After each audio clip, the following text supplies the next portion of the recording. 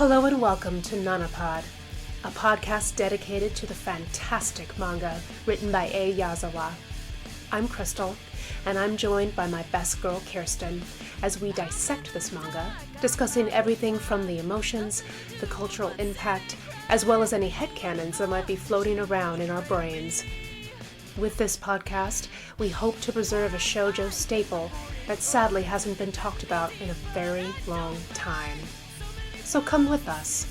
We're waiting for you in apartment 707. Hello everyone, and welcome back to Nanapod. We are picking back up in chapter 65 here, and we have the narration that says, to have a healthy baby, to have a cheerful, happy family no matter what. I don't even need to say that. Nana Ichi knows. My goal for 2002 is to not gain too much weight, especially around my face.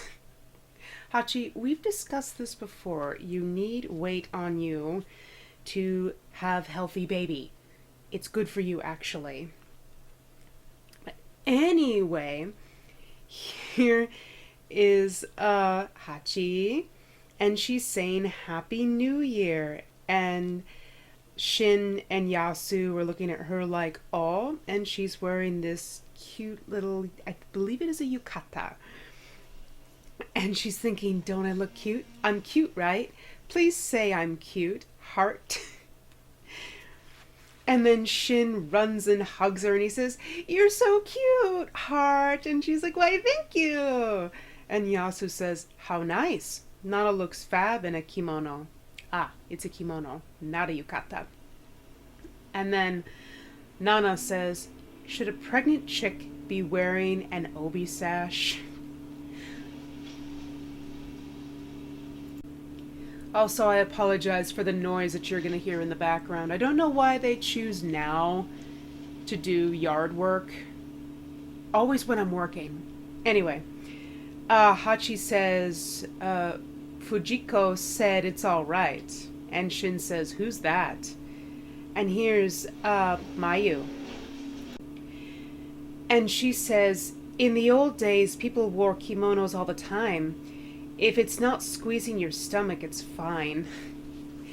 And Shin says, Miyu, you look cool too, heart. You look like someone out of a period drama. And Yasu says, oh, you did Nana's kimono for her. That's why you came early. And Hachi says, it's not tight anywhere. Isn't that amazing? She's just talking to Yasu, but nobody is listening. And Masato says, and she's certified to teach too. Amazing.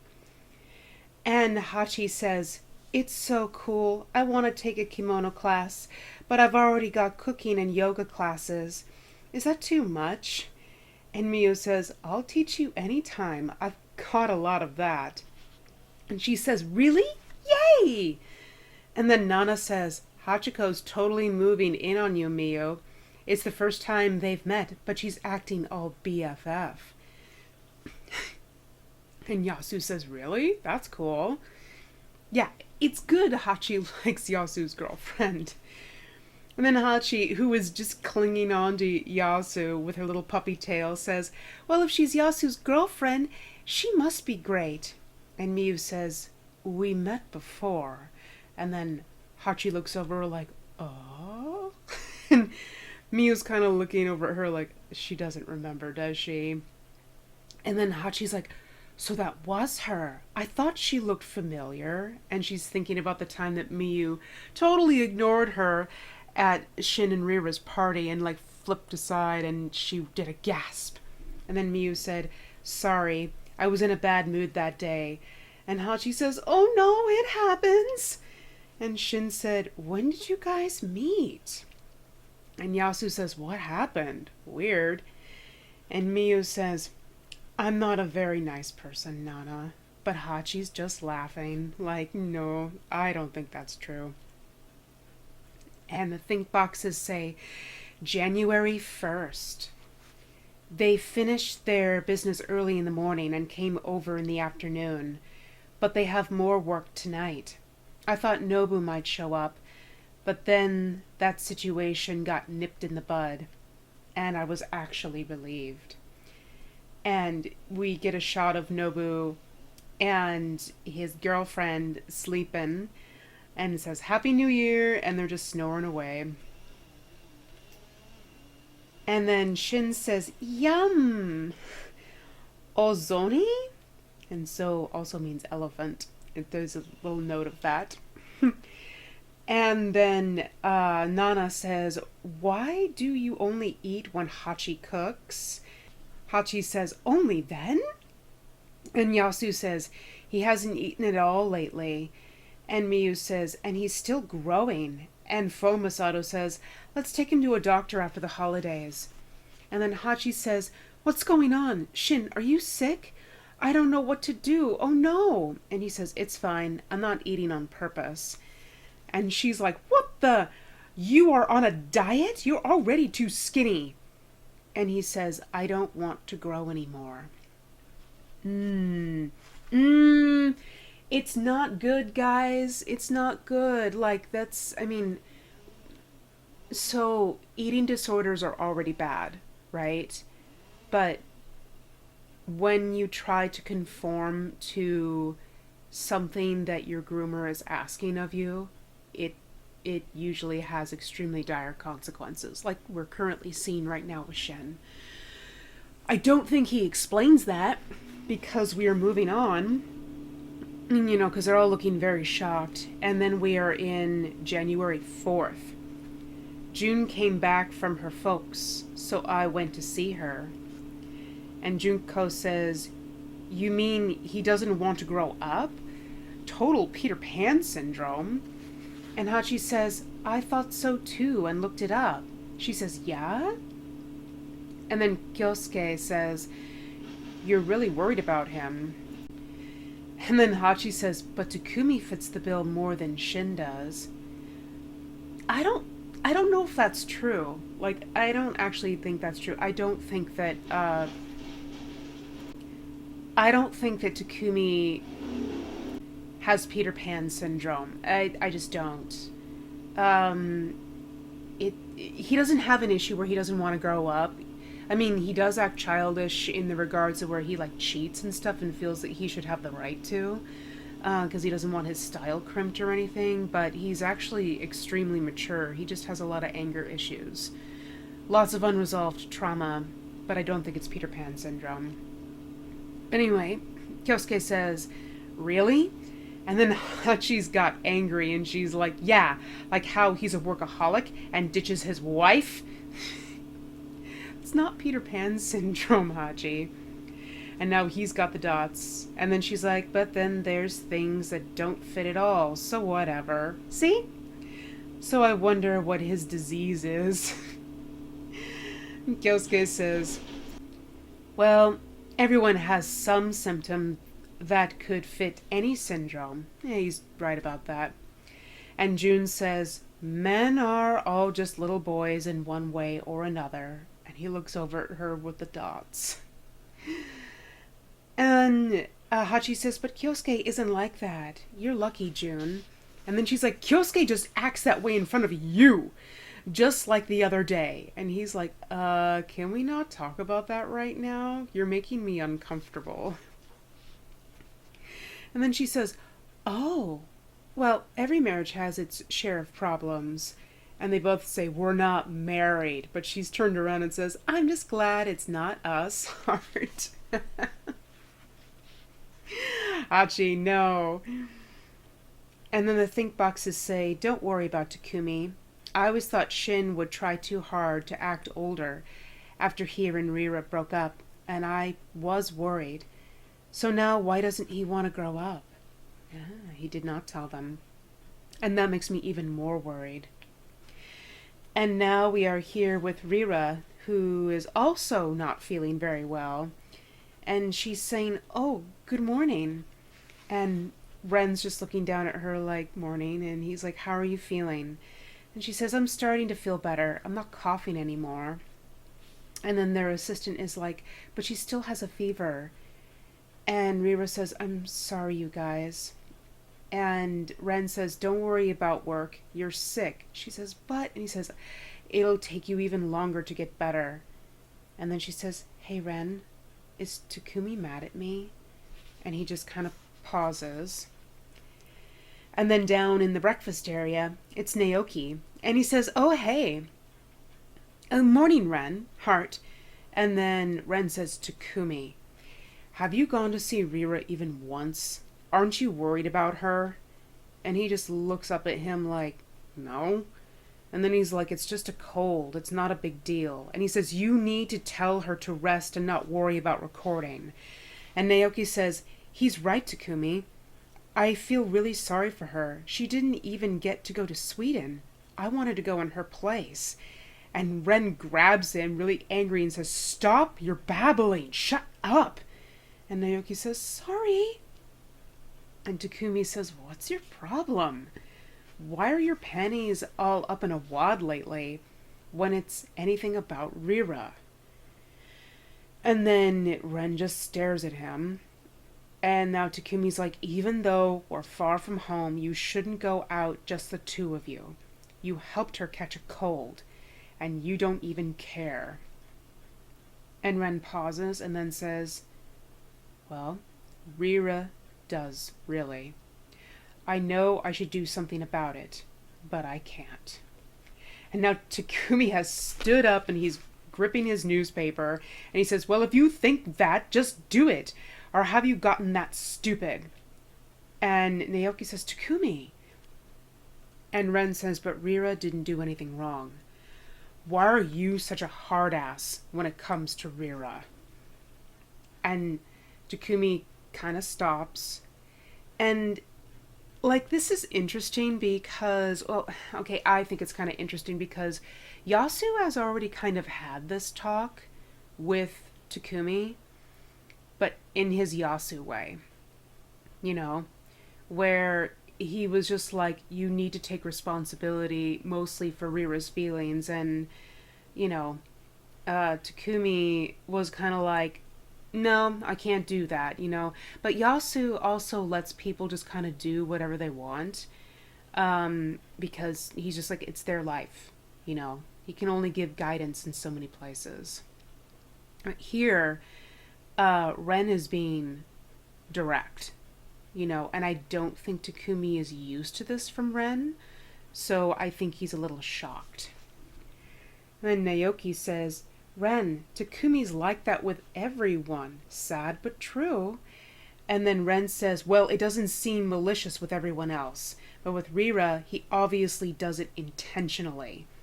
And then Takumi's like, all right, God, shut up already. I just have to go see her, right? You must really like Rira. And then he just walks away, and then Ren has this smile on his face. Almost like a, I don't know if it's self-satisfied, but I do think it's a little bit of like a, good. He's going to go see her. This is good. And then when he goes into her room, she's sound asleep. Now he's all pissed off because he's like, I came all the way over here and she's asleep. Dude, she's sick. Just stop. And then the assistant says, sorry. And then he says, Mari, you've been with her this whole time. I'll take over so you can take a break. And then she's like, but what about work, Takumi? And he says, it's all right. It's not desperate times yet. I was just getting OCD about everything. And he's put like a hand on her forehead. And she's got the dots. And then he's like, she's burning up. And she's like, all right, thank you. So he takes a washcloth and puts it in the ice water, squeezes it out, and puts it back on her forehead. And she just kind of goes, and he, I think, waits to see if she wakes up, but she just falls back into sleep. And then he just has this very gentle smile. And her hand is kind of up by her face now because she went and touched the cloth on her head. And he sees that the ring that she used to wear is missing. And he's thinking about what Ren just said and said, Rira didn't do anything wrong. Why are you such a... And there's a ... And he's having a memory of when they were children. And she had said to Kumi, I love you. And then Rira just kind of wakes up and she looks over and Kumi has fallen asleep, holding her hand. And she does look very shocked by this. And now she's having a memory of when she and Ren were in Sweden. And she said, hey Ren, to me, being the lead singer of Trap Nest was more important than my relationship with Shin. I still like him, but I made a decision and I don't regret it. It's just hard because I hurt Shin with my selfishness. So don't touch me anymore. And he just kind of looks over at her and she says, even when we're in England, you don't know who's watching and you don't have to worry about me. And he just kind of smiles like, okay. And then he says, but you... And then he pauses and she's got kind of blank eyes. And then he's like, did you really want to be the singer of Japan's most popular band?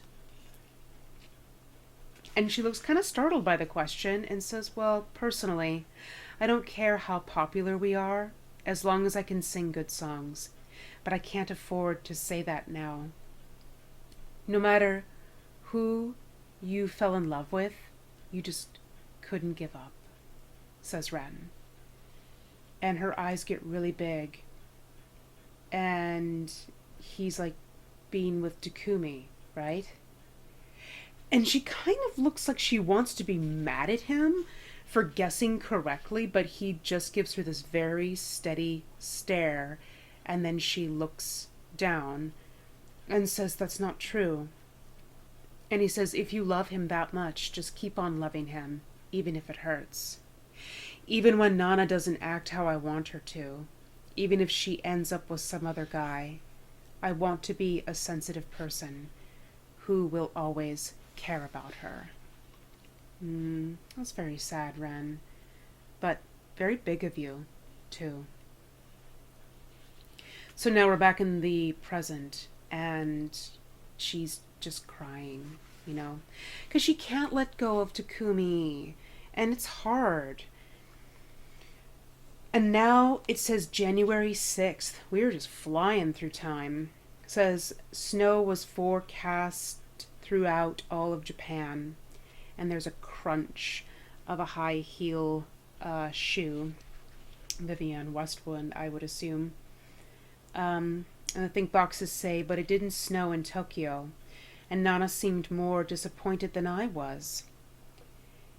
And then there's somebody who is saying, what are you doing, stalking someone in front of their house? And it's Shion.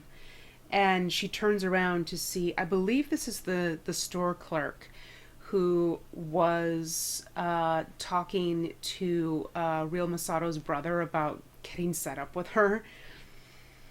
And she says, are you Mr. Uehara's son? And he says, nope. And she says, the Ueharas have been out of town since the end of December.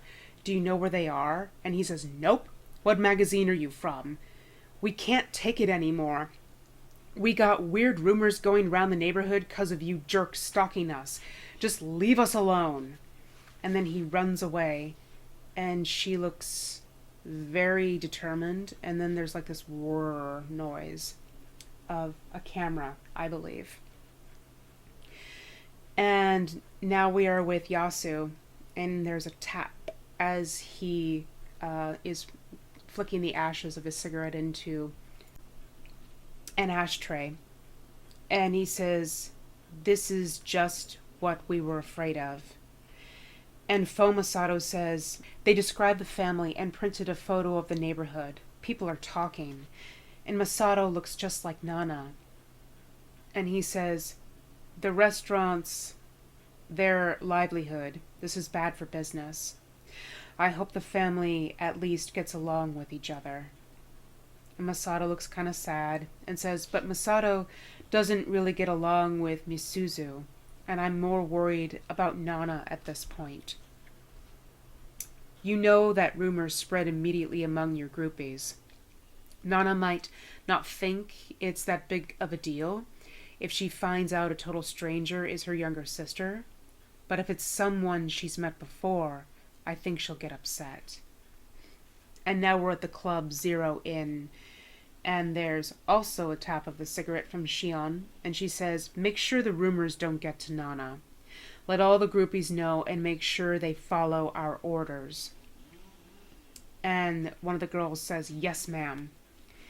And she's like, they'll all do what we say for Nana. We've got it covered. And one of the other groupies says, that might be good for Nana, but what about Masato? I think she's really freaking out. And now it's January 9th. The street date for Blast's album. I waited so long for this. And there's people on the street going, Blackstone's debut album, Black Spot, on sale now. And the think boxes say, a black spot is a place where accidents tend to happen. Nana came up with the title. Just trying to make bad things happen? Nana? My goodness. Anyway, Hachi is saying, when I was in Shibuya, they were selling the CD in front of the record store. The salespeople were dressed all festive in happy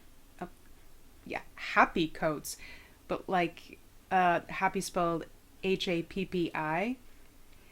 And I guess that is a kimono-like coat worn at festivals. And she's like, I was so psyched, heart. And Nana says, why'd you buy 3 of them? What are you going to do with them? I already gave you a promo copy. And she says, hey, you should be happy. I'm upping your record sales.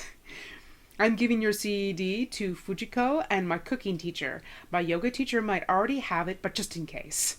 And Nana's like, yeah, but you're spending dirty trap nest money to buy them. And then Hachi kind of pauses and has dots and is kind of sad, you know? It's like she sharply reminded her of everything. And then there's a ring, and Nana picks up her cell phone and says, why are you calling me so much? What do you want? And now the think boxes say, I'm sure Nana was just rubbing it in that I live off Takumi's money. But I'm worried. Nana obviously still considers Trap Nest her big rival. Blast is just as popular as Trap Nest, and Ren loves her so much. But Nana still... What's Nana searching for? And what's she really fighting against? Loaded question, Hachi. And now we're outside of some kind of temple. And it's Miyu. And she's saying Nana probably has self-confidence issues. And Hachi says, what? But she always seems totally confident to me. And Miyu just kind of looks back at her with this smile. And it's January 13th. And then she just says, what about this? The sleeves are just the right length. And the think boxes say, Miyu took me to the antique market to buy a practice kimono. I thought she was just being nice when she said she'd teach me how to wear a kimono. And now Hachi's like, these are cute, heart. I want an obidome too, heart. And those are the ornamental clasps to hold the obi in place. And Miyu says, yeah? Then the sash band has to be flat. If it's a rounded one, it won't go through the obidome. And the think boxes say, I appreciated that she kept her word. And then Miyu is saying to the salesperson, that's too much. Make it cheaper. Who's going to buy this? And the sales guy's like, really? And then Hachi's like, oh. And she's thinking, Yasu's girlfriend's tough. Heart. And now we are with the groupies, and one of them is on the phone, and she's saying, Shion, Masato's older brother has been going to work since New Year's. He seems to be crashing at his girlfriend's, so I don't know what the rest of the family's doing. But Chikagi knows Masato's brother so well. Go there tonight and ask where Masato is. And she's like, then I'll go back to Osaka right now. And she says, no, we're all good. And the groupie says, but if we find out where Masato is, will you take Chikagi there? I'm kind of broke right now, so I can't afford the train, depending on where she is. And she's thinking about when Chikagi was like, but what about Masato? And she's like, all right, I'm counting on you. And the other girl's like, you got it. And now there's the picture here of Yasu's signature from Blast. And someone is saying, in Okayama? And the brother is saying, yeah. My dad's younger sister and her husband lived there. The paparazzi were stalking our house, so we hid out over there for a while. But I have to work, so I came back. And then Chikagi is like, so Masato's still in Okayama? And he says, she's got school, so I told her to just come back with me. But she said no, she won't listen to me. And the other groupie says, I'm sure people are talking about it at school too, right? And Chikagi says yes. And the brother says, but you can't hide out forever. And his girlfriend says, it's all right. And he's like, what's all right? You're so... And she says, why should she have to go to school to get harassed when she's having a hard time? And he's like, get harassed? They can't harass Masato. I won't let that happen. And she's laughing and goes, yeah. But if she has a classmate who sticks by her side, maybe she'll want to go. Heart. And then Chikagi looks over at her and says, but Masato won't even answer my phone calls. And he says, oh, that's because she's embarrassed because you're a Nana fan too. And the other groupie says, embarrassed? And he says, she keeps saying poor Nana, that she can never forgive Mom. I mean, I think that's totally fair, personally. Like, if you're going to abandon your children, you can't expect your new family to be happy with you when you do stuff like that. So, comeuppance. But the groupies look really shocked and sad. And they're like, is your mother in Okayama too? And he says no, but Dad's there. And Chikagi says, what? Then where is she? And he pauses. And his girlfriend says, should I tell them? And he's like, yeah, it's all right. And Chikagi has dots looking real worried. And he says, this is really embarrassing to say, but she took off. And the groupies just look so shocked. And now we're back in the music scene, and Nana is singing. And then their band person is like, that's good, let's take a break. And then Nobu says, Guam. Nana says, yep, heart, for just 3 days to shoot some soft drink commercial. And he's like, what? I want to go too. No, it's not fair. No fair. And she's just smiling, going, hee hee. And then Shin says, I don't think Nana goes with tropical islands or soft drinks. She's not refreshing at all. And then one of their band handlers is laughing. And I agree, Shin. And Nana's like, what? Whoever just laughed had better get out of here. And Genpai says, hey, where's Yasu? I put my love in this coffee. Bro. But Yasu is outside on the phone with Shion. And she's saying the morning after Search hit the stands, she disappeared. She just left a note saying, I'm sorry. Her husband's in a daze, as you can imagine.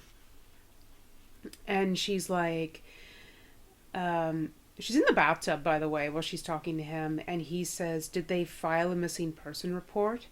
And she's like, yeah, they did. But unless she's a minor or involved in a crime, they won't really look for her. And he says, true. And then she says, I'll go to Okayama soon. I'll give you an update then. And he says, all right, thanks for doing all this. She says, no problem. I mean, I didn't know at the time, but I was the one who got Masato and Nana to meet. Now I'm totally worried about her. It's nice, Shion, you're having a human emotion. Because I have feelings about the way you feel about Yasu, but whatever. And Yasu just has a gentle smile and says, but you're doing everything you can. You've gone above and beyond the call of duty. And now you're the fan club prez. It's not like you. And she says, oh no. I'd help or kill people just for you, hun. See ya. And then she just hangs up the phone with a click. And he's looking at his phone like, what? I mean, yeah. She is devoted to you, Yasu, but I believe devoted in an obsessive way. I think Milisa would probably disagree with me on that, but like, you don't smoke the same cigarettes because you have normal feelings for another person outside of, like, you know, weird bonding rituals. I said it before in one of my previous videos, but it's a way to hold on to Yasu without actually having him. And I will die on that hill. Anyway, January 14th. Monday. Work. Holiday. And it's Hachi, and she's just making notes. It says breakfast, omelet, warm veggie salad, bread, yogurt. Lunch, udon noodles with wild veggies. Dinner, miso soup with daikon and seaweed, boiled beans, grilled mackerel with miso rice. Nana leaves for Guam tomorrow. I'll miss her, but I can't wait for the commercial. I wonder when Takumi will remember to call me. Leaving me here all alone. The princess in my tummy's grumbling, you know. And then Nana's like, what you writing? And Hachi looks up with a thump thump. And then she's like hiding her journal. She's like, don't you have a spare room where I can write my diary in private? It's top secret. And Nana says, hey, if you don't like it, then just leave. And she's like, so why are you writing a diary? You already talked to yourself enough. What do you have to say? And she's like, I started writing it on January 1st to plan my meals. And then I thought if I write what's going on each day, it'd be fun to read in the future. Heart. Journaling's good for your brain, Hachi. And then Nana's like, I bet you'll last 3 days. That is so fair and true. She's got ADHD. And she's like, that's not true. I've been writing for 2 weeks now. And then Nana's like, oh, by the way, have you seen my passport? And now Hachi is just going through everything in the apartment, throwing stuff out of drawers, and says, how did you lose such an important thing? Oh my god, you idiot! And Nana says, well, I just got it recently and hid it away somewhere, but I can't remember where. And then Hachi, being a good dog, is like, I found it. Heart. And then Nana's like, yes, good job, Hachiko. And now she's patting her on the head, and Hachi looks so happy. But we have the think boxes that say, hey Nana, the key to your whereabouts, which I could not find, no matter how hard I looked, is finally in my hands, now that I've stopped searching. And she's looking at the picture that was sent to her, and this is way future Hachi, and she says, will you let me open the door? And that's the end of this chapter, guys. It's like so much time travel chapter. We just went by so quickly. I can't even say it's like the Yazawa verse, but it's like, oh my goodness, time is speeding up. Dun dun dun. Anyway, Thank you for joining me. Like, comment, subscribe to the channel. And yeah, I will see you all in the next one. Good night.